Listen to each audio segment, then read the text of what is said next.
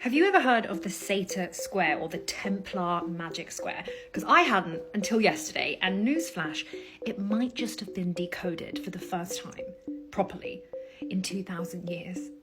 Here it is. It is a 5-letter square, which is a palindrome, which means you can read it any which way, upwards, backwards, front and back. Latin letters. It reads Sator, Arepo, Tenet, Opera, Rotas. And if you keep looking at it, you can see any which way, Arepo, read it backwards, Opera, Tenet, Sator, Rotas, you get it. Now, this weird little word game has been around for a very long time, with the first one ever found, so far, dating to 62 AD in Pompeii. Now, it's really important to note that you can find the Satyr Square or the Rotus Square either way around. So sometimes it starts with Rotus and sometimes it starts with Sator. Now, the original one says Rotus, but as it got replicated and more into the medieval time, it became more popular to use Sator Square. Now, hold that thought because it's important. Now, this square took on a bit of like magic mythological lore. It turns up in buildings, it's carved into manuscripts, stone. People, especially around the medieval times, thought that it could cure illnesses, and they would carve it onto bread and then eat the bread and it would make you better. Carve it into houses for protection, or even skulls, which is very dark. But what does it even mean? So in Latin, it translates to satyr, which is seeder or grower or originator or creator. Arepo, which no one has ever been able to translate because it is not a Latin word, so we have no idea what arepo means. Tenet, which means to hold, to keep, to master, to sustain, that kind of word. Opera, which means labour or effort, like work. And rotus, which like rotates, which means wheel, to circulate.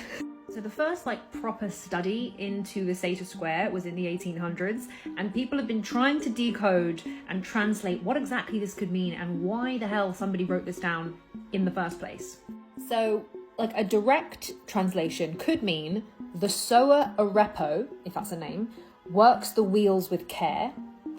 Or as Christianity grew and grew, people kept trying to sort of connect it more to religious meanings. So it could mean as you sow, so shall you reap.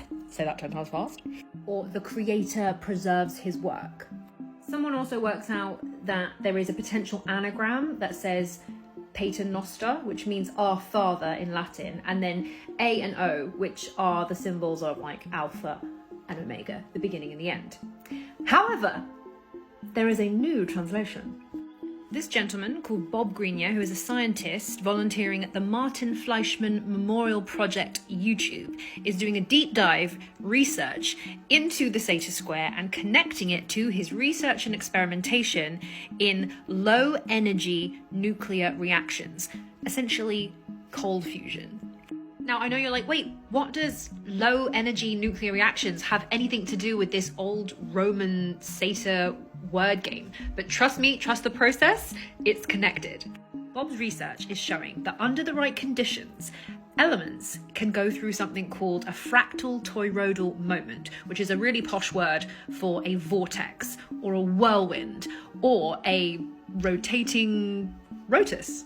Now, one of the results of these elements going for a little ride through a miniature vortex is that you can not only transmute chemicals, literally change them into other things, but you can also rip matter out of existence, as in here, and deposit matter on the other side of the vortex. Now, this is sounding crazy sci-fi, but this is legit experiments that you can do at home. Right, as a little example here, this is a sheet of aluminium which has been submerged in water and a sound frequency applied to it. This activates this toroidal rotating vortex, and look what happens to the aluminium. So not only in these mini vortexes are they ripping up matter from the aluminium, transmuting the chemicals and leaving a little gift of different chemicals, the very definition of alchemy. The shape that these whirlwinds leave behind is a yin-yang.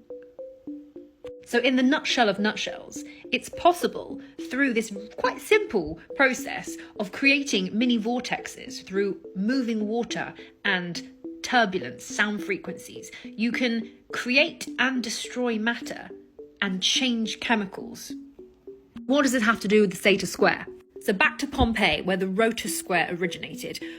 Bob found out that there is a huge immigrant community of Jewish people in Pompeii at that time. Now, Jewish people, even though this is written in Latin, read from right to left, not left to right. So the original square, which was the Rotus Square, right this way round. So if you read it backwards for us from right to left, which is Sator, Arepo, Tenor, Opera, Rotus, bloody hell. Now we know that Jewish symbology is heavily, and wording is heavily encoded with ancient principles, sort of science, magic.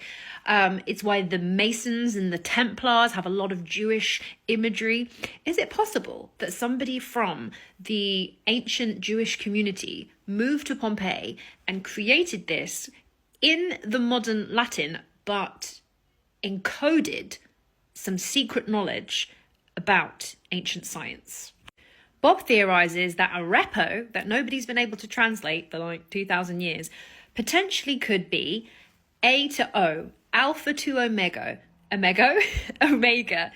rep, which means like repeat. So alpha, repeat to omega, eternally, keep rolling that, which would mean Bob's translation reads, the divine creator, from alpha repeatedly to omega, comprehends and works with whirlwinds. Now, this is just the tip of the iceberg of what this potential technology, this potential science could do. We're talking cutting ancient stone. We're talking clean energy, changing chemicals into other things, carbon to oxygen, that kind of thing. This is just literally the beginning of a big deep dive. I'm going to do more videos, but I wanted to tell you this because I found it out yesterday and it's blown my mind. What do you think?